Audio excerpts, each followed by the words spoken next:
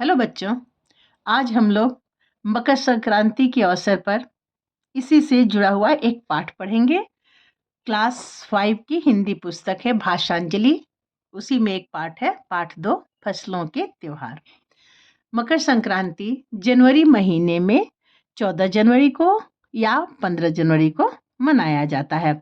बच्चों, यह त्योहार बच्चे बूढ़े सबके लिए उत्साह का त्योहार है। इसमें सब लोग खुश होते हैं। लोग क्या करते हैं, इसमें बहुत ठंड पड़ती है ना, तो सुबह जल्दी उठ करके और फिर नहाने के बाद तिल, गुड़, चूड़ा इन सब को छूकर प्रणाम करते हैं और फिर दान देने के लिए इसको रख देते हैं। यह त्योहार जो है अलग अलग जगहों पे अलग अलग तरीके से मनाया जाता है। बहुत जगहों पर इस दिन लोग पतंग उड़ाते हैं और ग्रुप बना करके पिकनिक के लिए जाते हैं, जहाँ पे वो अगर आसपास में नदी हो तो नदी में स्नान भी करते हैं। तिल, गुड़, तिलकुट, तिल के लड्डू इत्यादि खाते हैं। फिर चूड़ा दही खाते हैं और फिर खिचड़ी बनती है। खिचड़ी बनाने में क्या होता है, बच्चे तो पतंग उड़ाते रहते हैं, बड़े लोग उसमें खिचड़ी बनाने में लगे रहते हैं। जब बच्चे पतंग उड़ाते उड़ाते थक जाते हैं, तब वो थोड़ा आते हैं, पतंग को सुस्ताने के लिए रख देते हैं और खुद मटर छीलने में, प्याज छीलने में, आलू छीलने में जुड़ जाते हैं और खूब मस्ती करते हैं। इस दिन जो खिचड़ी बनती है उसका स्वाद ही कुछ अलग होता है।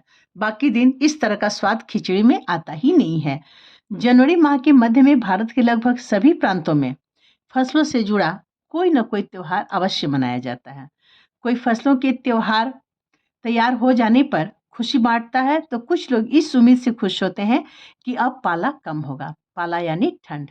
बच्चों, अभी बहुत ठंड पड़ती है इस समय में, लेकिन जब सकरात का त्योहार बीत जाता है तो उसका धीरे धीरे गर्मी आने लगती है, यानी ठंड कम होने लगती है।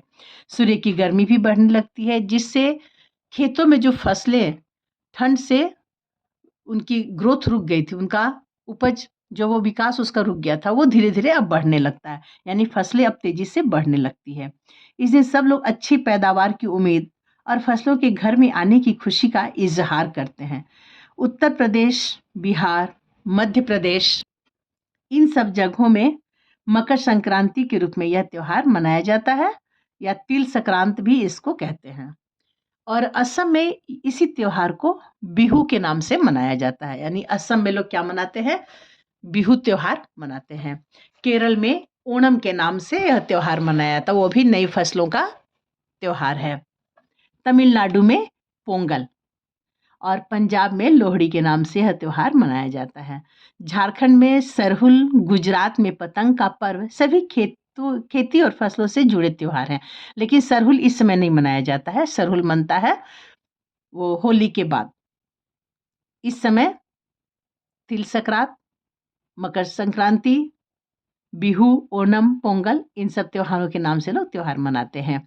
गुजरात में पतंग का पर्व इस नाम से लोग जानते हैं इसे, और सभी खेती और फसलों से जुड़े त्योहार होने के कारण इसे फसलों का त्योहार कहा गया है। इन्हें जनवरी से मध्य अप्रैल तक अलग अलग समय में मनाया जाता है। अधिकतर तो ये जनवरी में मनाया जाता है, लेकिन कई जगहों पर यह जनवरी के बाद भी मनाया जाता है। झारखंड में सरहुल बड़े जोशो खरोश के साथ मनाया जाता है। 4 दिनों तक इसका जश्न चलता रहता है। सरहुल भी फसल का ही त्योहार है। अलग अलग जनजातियां इसे अलग अलग समय में मनाती है। संथाल लोग फरवरी मार्च में, तो उरांव लोग इसे मार्च अप्रैल में मनाते हैं। बच्चों, ये जो यहाँ पे आप तस्वीर देख रहे हैं ना, जो लड़कियां डांस कर रही हैं, एक लड़का है जो मांदर बजा रहा है ना, तो ये सरहुल के त्योहार का एक दृश्य है। इस तरह से लोग खुशी मनाते हैं और सरहुल का त्योहार मनाते हैं। चूंकि फसलें हमें प्रकृति से प्राप्त होती है, प्रकृति से प्राप्त होने का कहने का अर्थ है कि मनुष्य खेती में मेहनत तो करता है, बीज डालता है, खाद डालता है, लेकिन अगर धूप न निकले, बारिश अच्छी ना हो, तो यह फसलें अच्छी तरह से तैयार नहीं हो पाती हैं। आदिवासी आमतौर पर प्रकृति की पूजा करते हैं। यही समय है जब साल के पेड़ों में फूल आने लगते हैं और मौसम बहुत ही खुशनुमा हो जाता है। इसे बसंत ऋतु के नाम से भी जाना जाता है। यानी अभी जैसे तिल संक्रांत बीतेगा ना, और जो ऋतु आएगी वो हो जाएगी बसंत ऋतु। इसी समय में बसंत पंचमी नामक त्योहार मनाया जाता है, जिसमें सरस्वती पूजा होती है। माँ सरस्वती की मूर्ति बैठाई जाती है और पूजा होती है। सरहुल में क्या होता है, स्त्री पुरुष दोनों ही ढोल मंजीरे लेकर रात भर नाचते गाते हैं। देखो यहाँ रात भर ये लोग नाचेंगे अभी। चारों ओर फैली हुई छोटी छोटी घाटियां, लंबे लंबे साल के वृक्षों का जंगल और वहीं आसपास बसे छोटे छोटे गांव। गांव में जाकर देखो, वहां का दृश्य बहुत ही खूबसूरत दिखता है। लोग घर को मिट्टी से, गोबर से इतना सुंदर से लीप देते हैं और एकदम साफ सुथरा करके घर को रखते हैं, और उस पर हाथ से डिजाइन भी बहुत सुंदर सुंदर बनाते हैं। बहुत प्यारा दिखता है गांव का दृश्य। नृत्य में तो आपने देखा ना, लोग एक दूसरे की कमर में बाहें डालकर नृत्य करते हैं। अगले दिन वे नृत्य करते हुए घर घर जाते हैं और फूलों के पौधे लगाते हैं। घर घर में चंदा मांगने की भी प्रथा है, पर चंदे में मालूम है क्या मांगते हैं? मुर्गा, चावल और मिश्री। फिर चलता है खाने पीने का और खेल का दौर। तीसरे दिन जाकर पूजा होती है, जिसके बाद लोग अपने कानों में सरई का फूल पहनते हैं। इसी दिन से बसंत ऋतु की शुरुआत मानी जाती है। धान की भी पूजा होती है। पूजा किया हुआ आशीर्वादी धान अगली फसल में बोया जाता है। तमिलनाडु में मकर संक्रांति या फसलों से जुड़ा त्योहार पोंगल के रूप में मनाया जाता है। इस दिन लोग क्या करते हैं, खरीफ की फसलें चावल, अरहर, मसूर आदि काट करके घर में लाते हैं और उस धान से चावल बनाते हैं, चूड़ा बनाते हैं। हर घर में मिट्टी का नया मटका लाया जाता है और मटके में क्या किया जाता है, चावल, दूध और गुड़ डाल करके उसे पकाने के लिए धूप में रख देते हैं। चूल्हे पर नहीं पकाते हैं, आग पर नहीं पकाते हैं। उसे पकाने के लिए लोग कहाँ रखते हैं, उसे धूप में रख देते हैं। और फिर क्या करते हैं, चारों ओर हल्दी को बांध देते हैं। यानी कलश के अंदर चावल, दूध, गुड़ डालते हैं और फिर साबुत हल्दी को मटके के मुंह के चारों ओर बांध देते हैं। यह मटका दिन में 10:30-12 बजे तक धूप में रखा जाता है। धूप में जैसे ही गर्मी आती है और उस पर धूप पड़ती है तो दूध में उफान आता है, यानी दूध उबलने लगता है और दूध चावल मटके से बाहर गिरने लगते हैं। उसको लोग क्या कहते हैं, पोंगला पोंगल। पोंगला पोंगल मतलब खिचड़ी में उफान आ गया, खिचड़ी में उफान आ गया। ऐसा बोल करके लोग शोर करते हैं चारों तरफ से। जैसे ही दूध उफान के बाहर आया, पूरे घर में खुशी का माहौल हो जाता है।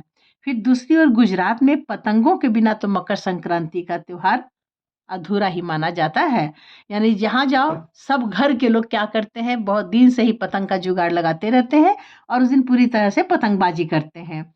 इस दिन आसमान की ओर यदि नजर उठाएं तो आसमान एक भी दिखाई नहीं देगा। सारे आसमान पतंगों से छा जाता है, ढक जाता है। तरह तरह के नए नए आकार के, रंग रूप के पतंगे आकाश में लहराती हुई दिखाई देंगे। प्रत्येक गुजराती, चाहे वह किसी भी धर्म, जाति या आयु का हो, पतंग उड़ाता है। हजारों लाखों पतंगों से सूर्य भी ढक जाता है। एकदम बादल छाया है ऐसा लगने लगता है। और कुमाऊं में मकर संक्रांति को घुघुतिया भी कहते हैं।